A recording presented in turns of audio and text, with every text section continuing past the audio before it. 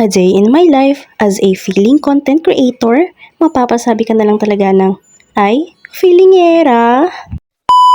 So ayan, samahan nyo nga pala ako ngayong gabi na magluto ng aming ulam.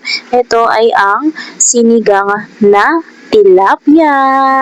So ayan, meron ng 3 tilapia na nakalagay sa ref. At heto at matigas pa nga. Ayan, 3 piwa lang yan guys. Hinitira nga lang ng isang araw. Heto nga at binababaran ko nga lang siya sa tubig para naman lumambot ito. Ayan. So habang binabad ko nga pala yung tilapia sa tubig, heto at namimili na nga ako ng aking ilalagay na mga gulay.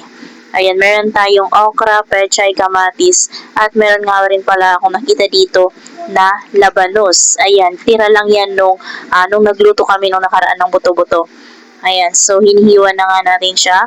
Kailangan maninipis lang paghiwa dyan kasi nga matigas ito. Heto naman, dito naman tayo sa kamatis. Ayan. So, kailangan pag magluluto tayo, tanggalin po natin yung buto. Sabi nga nila, baka daw tumubo sa katawan. Charis. Hindi, joke lang. Trip ko lang talaga. Pwede rin namang hindi tanggalin yung buto ng kamatis. It's up to you guys. And then, ayan, nakalimutan ko nga pala, kailangan po pala maghiwa ng bawang, sibuyas at luya. Ayan, so balatan muna natin ito.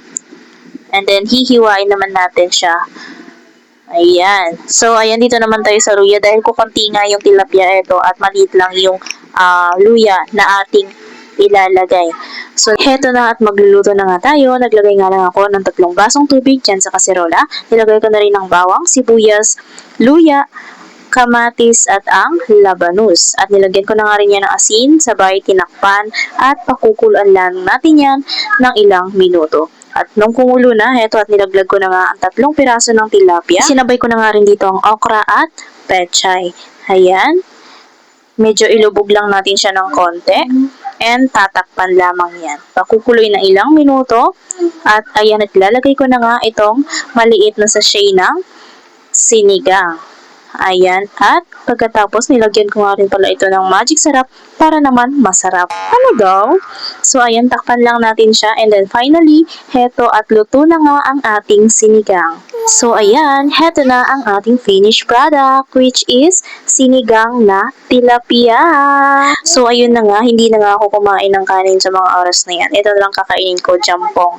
Diet tayo for today's video. Joke lang. Ayan. Thank you for watching.